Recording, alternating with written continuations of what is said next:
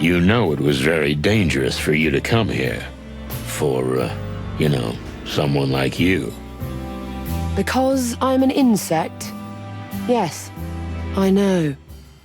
So what has brought you all the way from the Hive, Miss, Melandra Mantidea. And yes, I am indeed from the Hive. I see that doesn't surprise you. Let's just say we don't really see your people outside the Hive these days, sweetheart. You have no idea what it's like to live there. I've been to the Hive more than once, although I admit the last time wasn't yesterday. Things are getting worse every day. But that's not why I'm here. I guessed as much. Well, I'm going to get to the point. My husband is missing. Oh yeah, I know that one. No offense, but have you looked at the local bars and joints? You know, most of the time...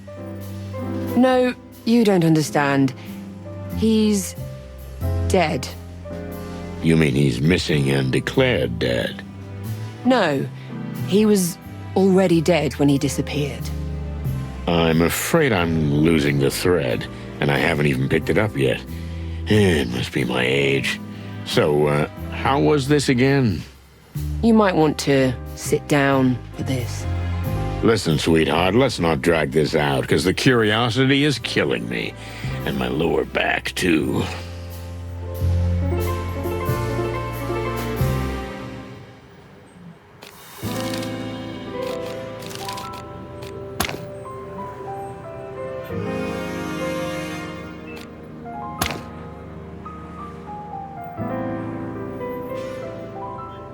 Why in the middle of the night, sweetheart? Don't you think it's a little, unsafe? Unsafe? Believe me, Mr. Featherland, as it is now, if anyone sees an insect outside the Hive in broad daylight... Yeah, I guess that's worse. Now you can see how important this is to me. You must be very desperate.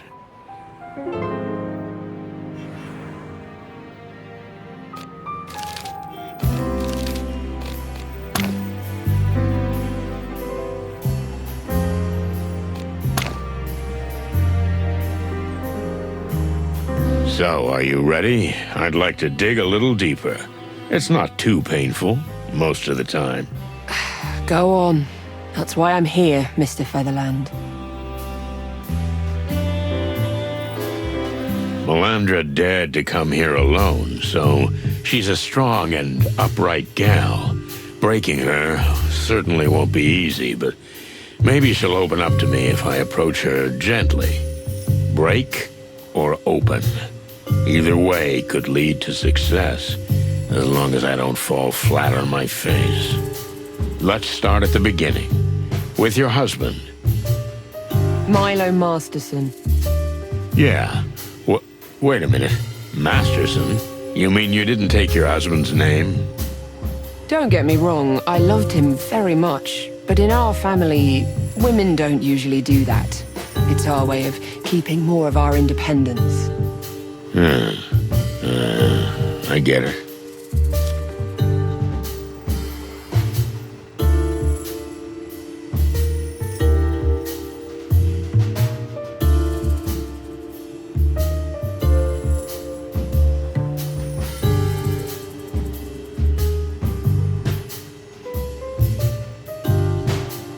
When exactly did your husband die? A week and a half ago. And when did you discover that his body was missing? 3 days ago. And what's happened since then? I tried to convince myself to come here. I see you succeeded. Lucky me. You know, the last dame in distress who came to me ended up in a pretty bad way. I'm not your typical shy housewife type, Mr. Featherland. I'll fight my own battles if I have to. But I'll also admit when I'm not up to the task. Oh, that's a really useful quality. I envy you. You don't often admit when you need help, do you? You nailed it, sweet chops. But let's talk about you.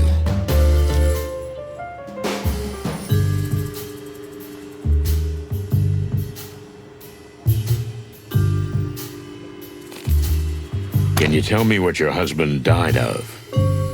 Poisoning. You mean being poisoned? No, nothing like that. It's just, you know, the water in our area is often contaminated. Sometimes it's seriously polluted. And food often arrives moldy or rotten.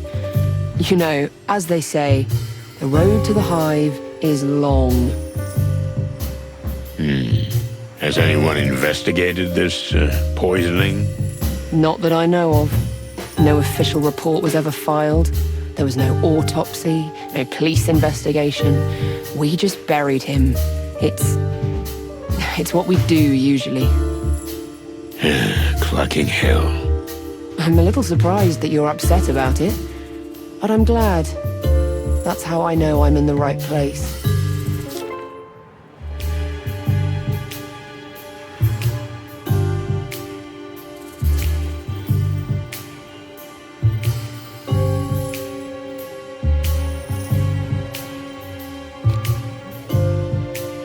Can you tell me what a typical day was like for your husband? He worked in a textile factory. He got up in the morning, went to work, came straight home after work. We spent the evening together, rinse and repeat. But then he lost his job. And Milo changed? More like everything changed. The factory was replaced by a new meat substitute plant. You know, the one that makes those horrible fake meat products. Milo couldn't continue working, so he looked for anything else. Anything else? He shined shoes when he had to, ran errands, but nothing lasted long. Then he met a strange guy who pretended to be a private detective, but he looked more like a tramp. Wait a minute. One of those antlered guys? I mean, a stag beetle? You know him? Frank Half-Armed Castellini. Oh, yeah. I know him. He was the only insect in the academy. Then, not long before the Segregation Act, he got bounced from the force. Milo helped him out for a while. All kinds of courier work. But he soon left him. He always said Frankie's a troublemaker. Well, I can back you up on that.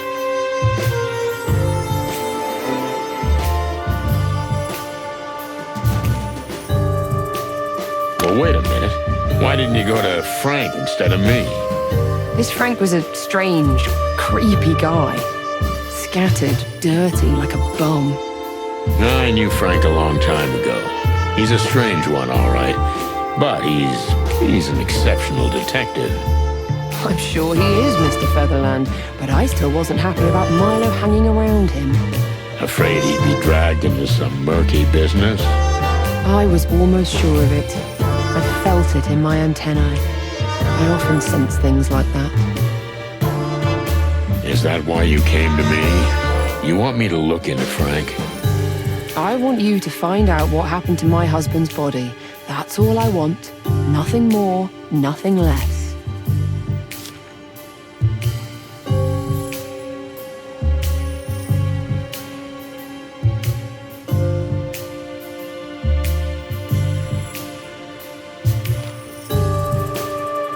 What kind of personality was Milo? How would you describe him in a few words? Calm, patient, devoted. You really loved him, didn't you? I love him even now, Mr. Featherland. Well, then your husband was a lucky man. Thank you.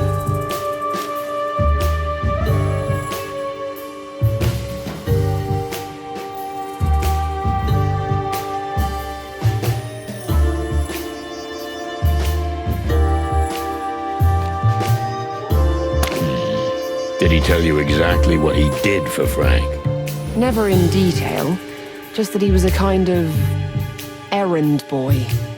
He got things from A to B. Nothing more unusual than that? One night, he came home really upset.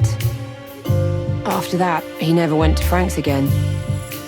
But he didn't tell me what happened, and I didn't probe. Well, that's a pity. It could easily have had something to do with his disappearance, and maybe even his death.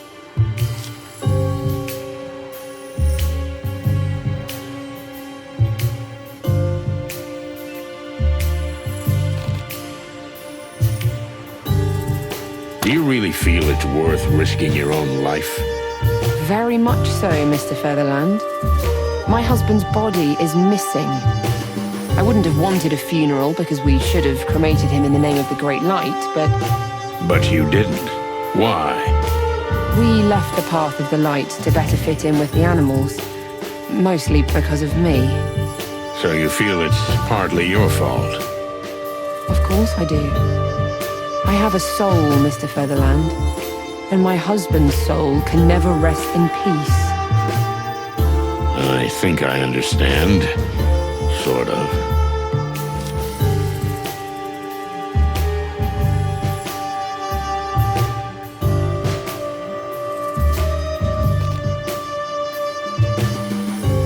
Okay. Give me one good reason why I should care about this.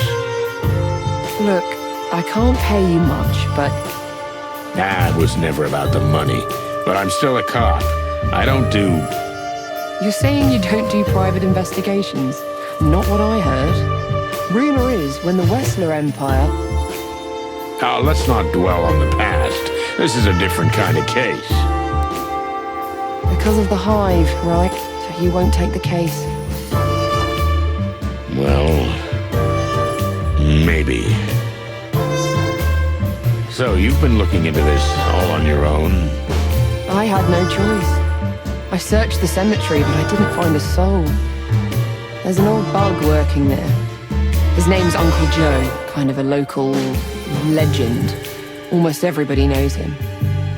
He didn't see anything, but he couldn't have seen much because he was drunk as a skunk. I guess the police didn't bother to question him. The police? Please. Have others disappeared from the cemetery, or just your husband? His was actually the third, and then 3 others went missing, as I heard. You say 6 bodies are on the loose?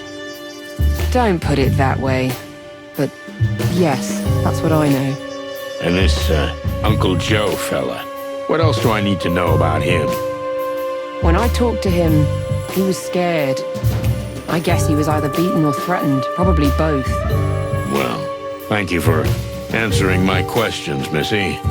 So, the interview, that was it? You'd better not leave town. Stick around. It's the best thing to do. So be it, Mr. Featherland. You see? That's what I'm talking about. Does this mean you'll take the case? Well, if I don't do it, no one will, right? Not likely. First, I need to talk to Marty, my partner. It seems everything they say about you is true. I hope not. But please don't go anywhere until I get back. I'll look into it, but it'd be extremely dangerous for you to be out there. I don't want to be a burden, Mr. Featherland. It would be a much bigger burden if I had to go out and look for you. Maybe... All right. You're right. Good. Make yourself, comfortable. Clocking hell. What am I doing? The Hive? I swore to myself I'd never go back to that place. Well, that's me in a nutshell. I stood there like a crumbling, old statue. Meanwhile, my doom crept in through the crack beneath the door, like cigarette smoke. I could smell it. What can I say? Marty's gonna be over the moon. Ever since the chicken police came back into the spotlight, he's been looking for trouble. Well, if there's one place we can get it, that's the Hive. But first, I have to find that oversized feather pillow.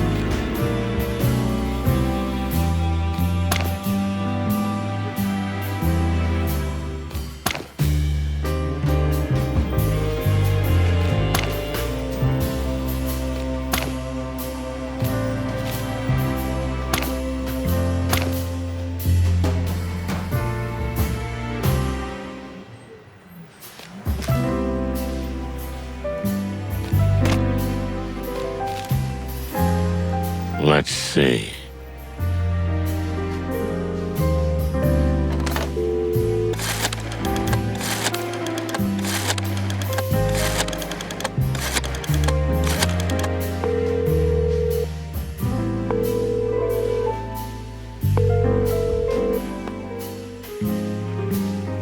Nothing. Strange. Marty always answers the phone, no matter how late I call. Maybe he's at the station.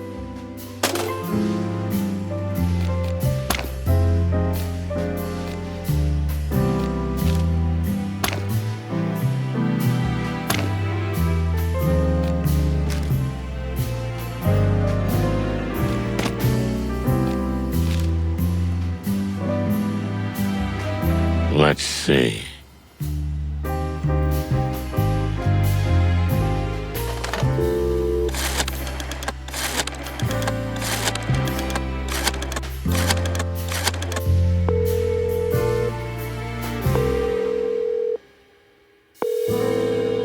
Volvo Police Department, how can I help you? Hey, Mon. Is that you, Sonny? What's up, Chief? Is Marty in there? He's left already. Why? Nothing. I'll go look for him at home, I guess. Okay, Boss Bird. But tell me, is everything all right? You sound kind of strange. Oh, come on, Mon. You know it's never all right. Just the usual. Well, take care of yourself, okay? Later, sweetheart. Bye, Sonny.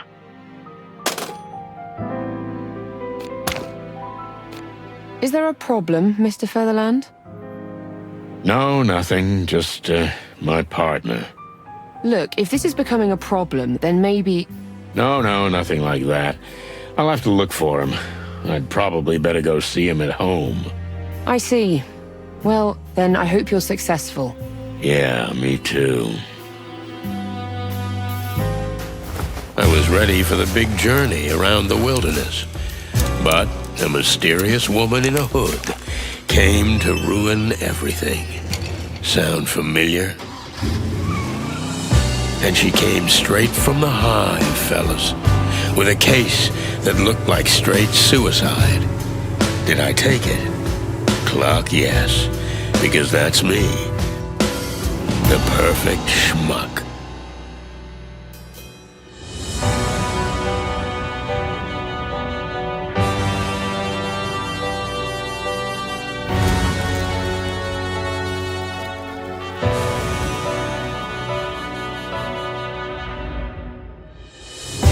The power of the Crown has been weakened, and Clawville is on the brink of total collapse. The insects exiled to the Hive are rioting, and the place is ravaged by gang warfare.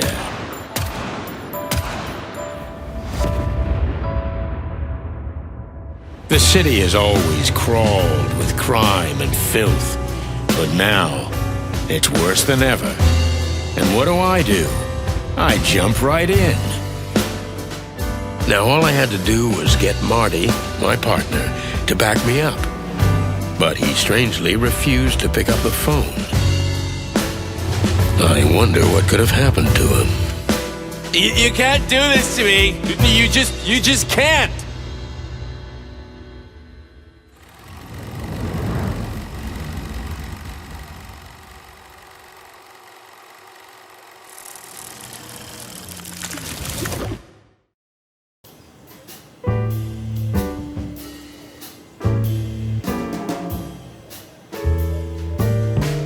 What the fluffy, feathery, scaly clucking hell's going on here?